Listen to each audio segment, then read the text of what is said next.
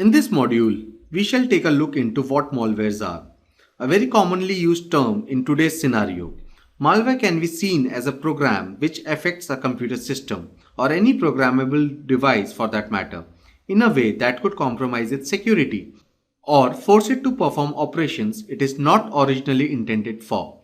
The term, when it was conceived, was used to denote malicious software, but the diversity of such programs now renders such taxonomy useless. Some basic types of malware commonly seen nowadays are Trojan horses, backdoors, rootkits, viruses, worms, spyware, adware, and the like.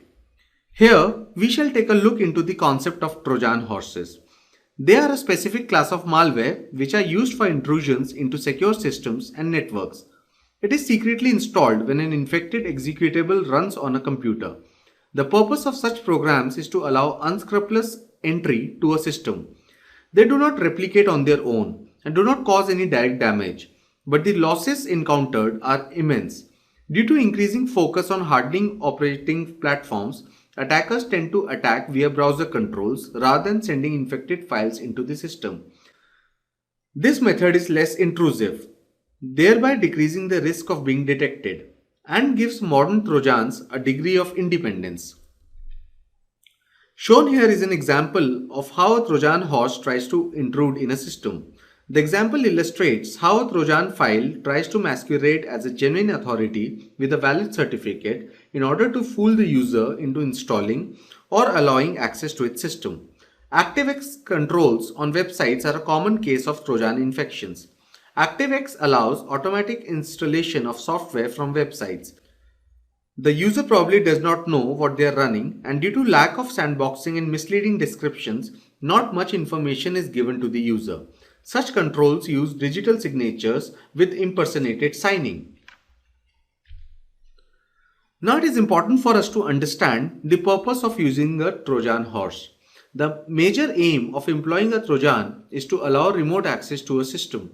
While this may not sound threatening, the functions that can be performed are indeed dangerous. Some of the operations performed are spying on the system users, disrupting normal operations, to relay a malicious connection so as to disguise the attacker's location, like spam or hacking, to launch a distributed denial of service attack, to access resources utilized by the systems, for example bandwidth or files. Given here are some common examples of Trojan horse programs which were in widespread use some time ago. Some of the names include MS Rootkit, iSpyNow, and Assassin Trojan. These programs have different features as per their operations and different circumvention methods for several security measures. Trojan horses are a generic concept in the current security scenario, with the line of distinction between different malware classes blurring rapidly. The diagram of this slide illustrates the mechanism behind Trojan attacks through an ICQ instant messaging server. The entities in question here are an attacker, a victim, and an ICQ server. The attacker sends a Trojan file via the ICQ server to the victim, which in turn relays the relevant information back to the attacker. The information here would be the victim's IP address and an open port. Armed with this information, the attacker gets remote access to the victim's machine by connecting to the port and establishing a session. Now the classification of Trojans is basically on the type of activity that is performed in the system. Some of the basic types of Trojans are backdoors, exploits, and rootkits. Let us go through these terms in brief now. Backdoor-based Trojans allows access to a system through methods that the user is unaware of. It allows us to access the files and data via daemon processes running in the system. Exploit-based Trojans deal with targeted program code which deals with vulnerabilities in the programs running in the device, triggering certain changes and gaining access via the exploit code. Rootkits are mainly used to hide unscrupulous activities from being detected by security measures employed in the system, or to maintain further access to the system by escalating the privileges gained by the malicious programs. Emphasizing on the aspect of security, detection of Trojans is an important area of interest among security professionals. Unfortunately, with obfuscating mechanisms on the rise, and changing methods of circumvention of security measures, detecting of Trojan-based malware is not an easy task. Nevertheless, there are some aspects that may narrow down the detection process, such as suspicious port detection, suspicious process scanning, process monitoring tools, examining the registry entries, Windows Startup registry entries, startup programs monitoring tools, suspicious files and folders detection, reliability check of files and folders, and network activity detection. Now we shall look into the concept of backdoors. As the name suggests, a backdoor is a program which gives an unauthorized access method to attackers, bypassing the regular authentication methods of the system. This concept is generic and can be applied to software development and crypto systems as well. The idea behind this concept is to allow bypassing normal authentication or access mechanisms by employing a sort of master key in the process. The backdoor should be known only to the person who developed it. The attacker using the backdoor connects to the remote system without the knowledge of the user and establishes a session wherein several other techniques are employed to procure relevant information. The components involved in a backdoor program are a client and a server program. The server program is sent to the victim machine through various methods such as infected files, email attachments, etc. Once the server runs on the victim device, it opens a network port or connection from where the attacker can do the following: transferring files, browsing through storage partitions in the system, getting information on system hardware and software, taking screenshots and accessing the webcam, executing remote commands on the victim system, and menial operations such as triggering the computer into an infinite loop, toggling the CD-ROM. A household term in security, viruses are malicious programs which perform abnormal activity in a computer system. The main function of a virus to self-replicate and attach itself to files matching the logic functions included in the malicious program.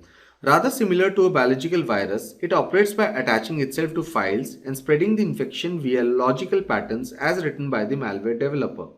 Nowadays, malware developers have evolved their logic mapping skills and everyday complex patterns are churned to evade the ever-increasing plethora of security solutions available in the market. Now, a discussion on the classification of viruses is imminent. Viruses are classified according to the target of infection and their respective behavior.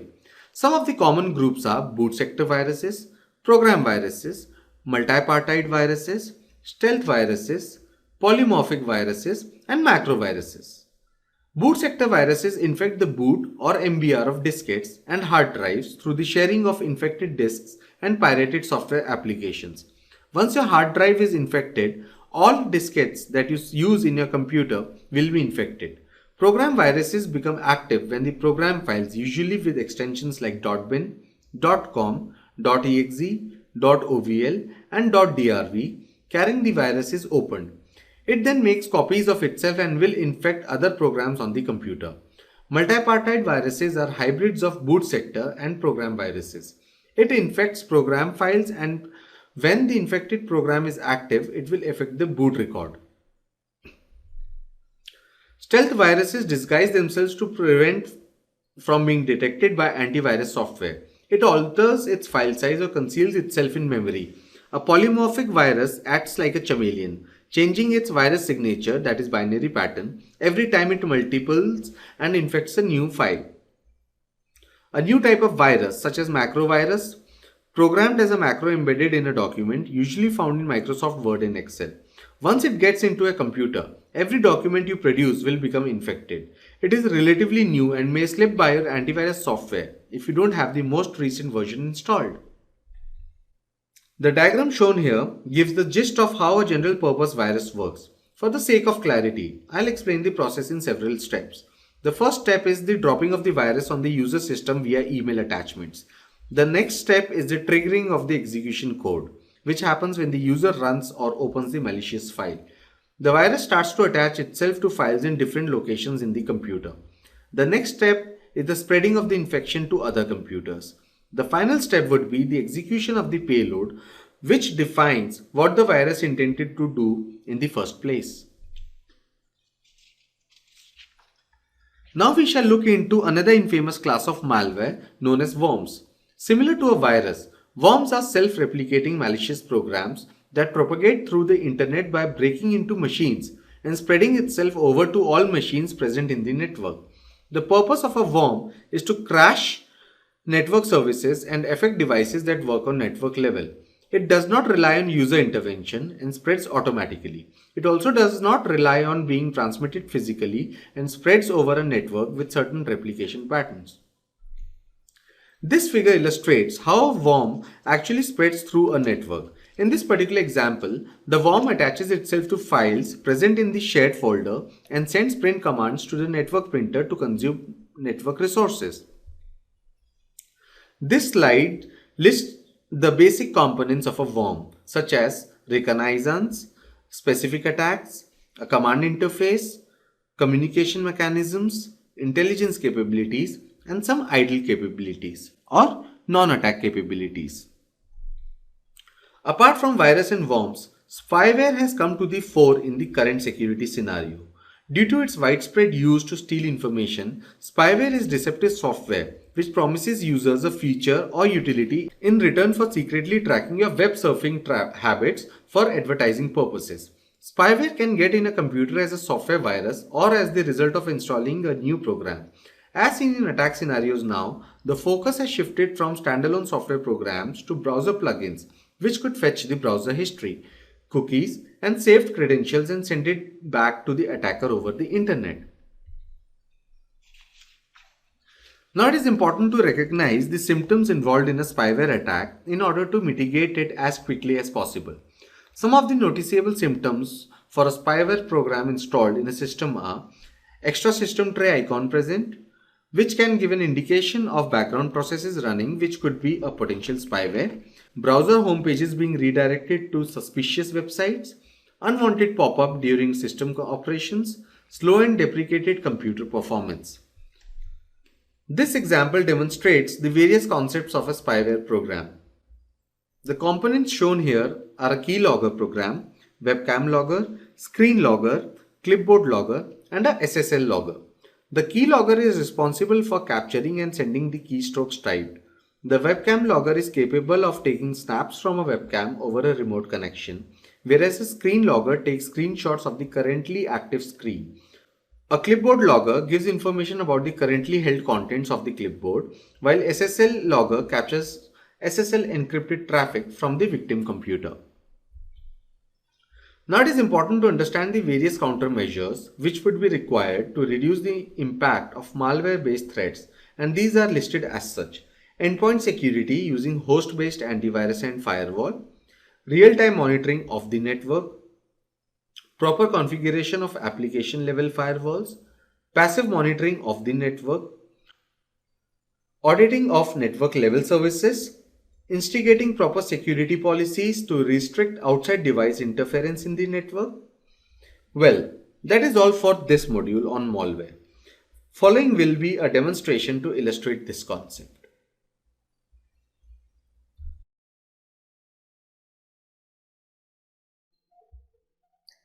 Let's start with the installation of a keylogger. I'm using the keylogger Erdamax. Let's see. Extract. Double click.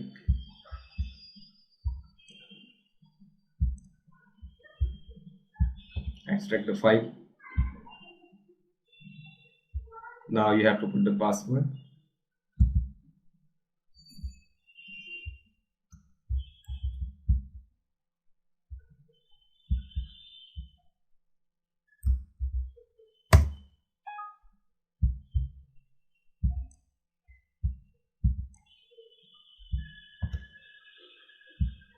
Now install the keylogger in the machine. You have to select the keylogger engine, log viewer, and documentation if you want. Then you can select the path, and you can select a path so that the victim will not able to identify actually the real path of the keylogger. You can select any path. Right now I'm taking the normal path of the C program. Now run the keylogger. You can see the keylogger will be run in my bar, in the normal startup bar.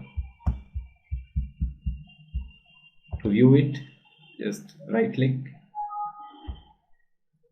and you can check the view logs. Right now only a single activity.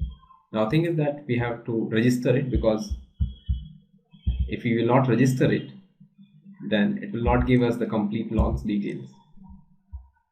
So here is the Erdemax key. I have to put the keys.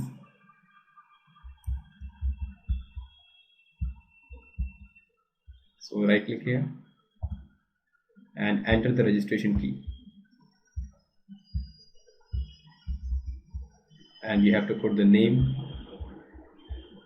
You can put any name.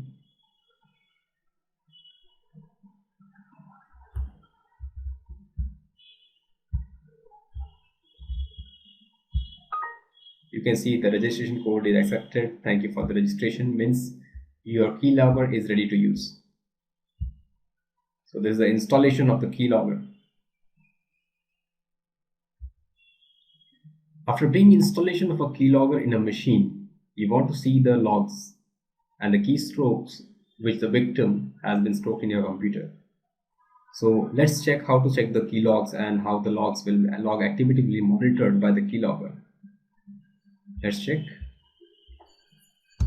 Right now the victim machine, this is the victim machine which has the keylogger installed in this. This is typing something. Hello Inobus.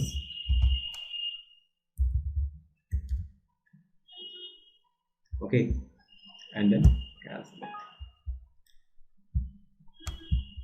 Something else. Let's check the email address. I'm using the internet.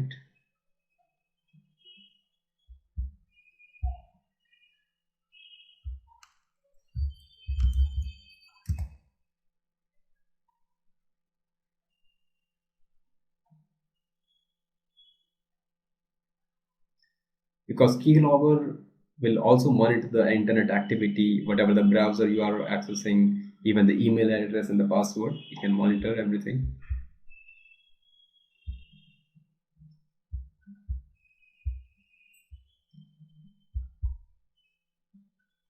Let's check. Enter the email address.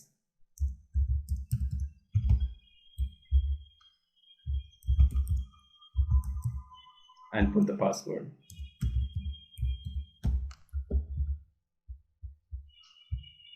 And sign in.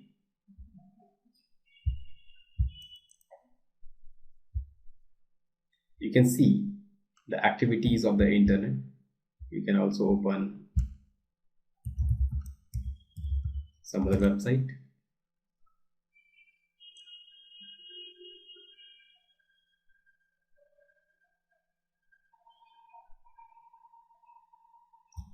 And you can also enter the email address and password here.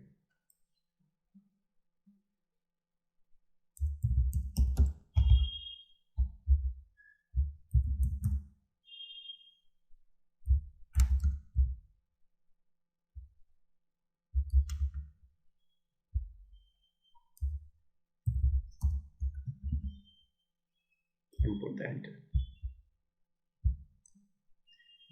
You can see the email address and password entered by the victims. Let's check the logs of the keylogger. Go to the view log, right click.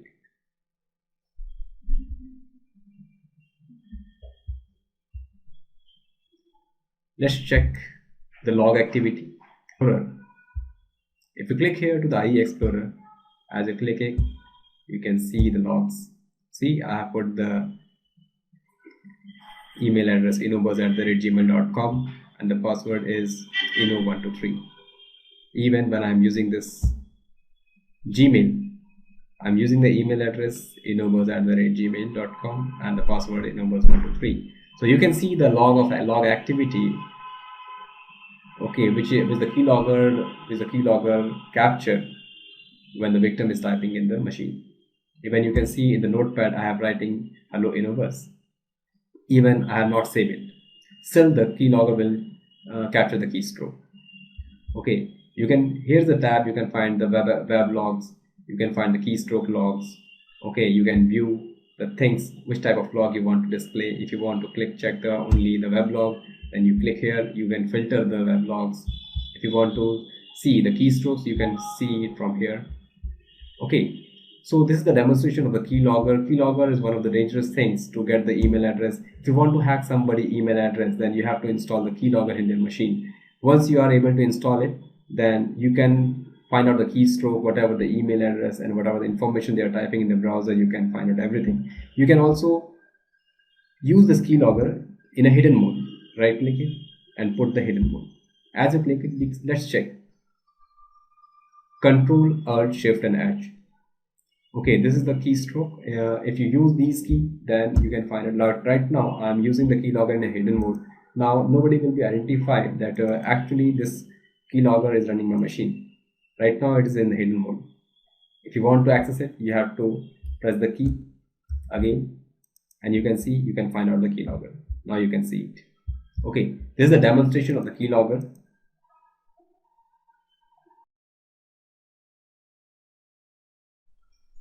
In this video, we shall be seeing the demonstration of a Trojan known as AclearWire.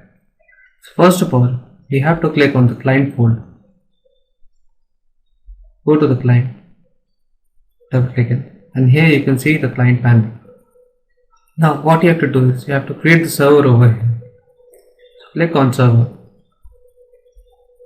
You can enter the IP via the URL or the actual IP address of your machine.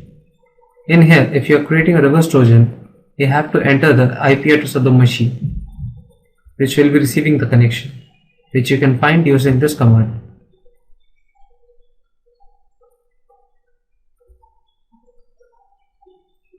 Once you find out the IP address, check the port number of the machine. You can enter in any default port number over here. Go to the next panel and see the different options. In the message box, you can type here the title as well as the message, and here you can see the test message as how it will be displayed in the victim computer. So just build the machine, something known as .exe. So here we can see that we have created a imp.exe Trojan file. So in this particular demonstration, we will be sending it to the victim machine, which in this case is a XP, Service Pack 2 Professional machine. Double click on that machine. You can see here the message is displayed and the connection is established. So from the panel, double click on that, and here you are connected to the victim machine. So you can utilize the various features offered by Nuclear right over here. First thing here would be to take a screenshot of the victim machine. And we can see that we got the actual screenshot of the machine from where the Trojan was dropped. Apart from that, you can install a remote keylogger on that machine, by virtue of which you can find out whatever data was entered via the keyboard.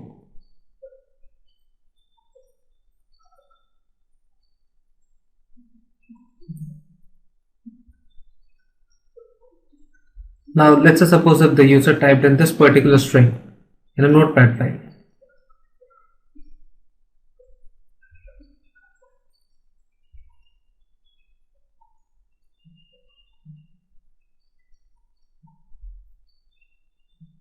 Opening of the panel, here you can see that you got the exact keystrokes of the victim machine, as well as the time and the software. Apart from that, you have various other features, among which is the process manager. Just right click on it, click on refresh, and you will be able to see a list of all the processes which have been given here.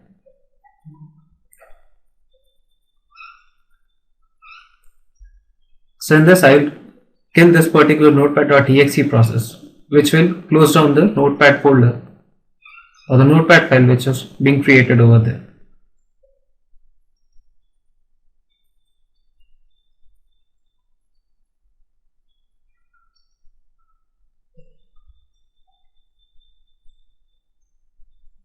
Apart from that, you can execute some remote commands on the victim machine. For example, this particular command will open up a command terminal in the victim machine.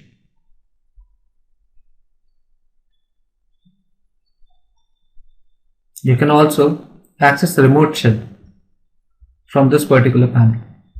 So if you start the remote shell, just type in any command you want, such as ipconfig, and then press enter.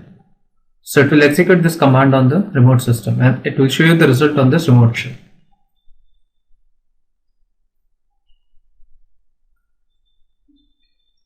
So apart from that, this particular keylogger has many uses.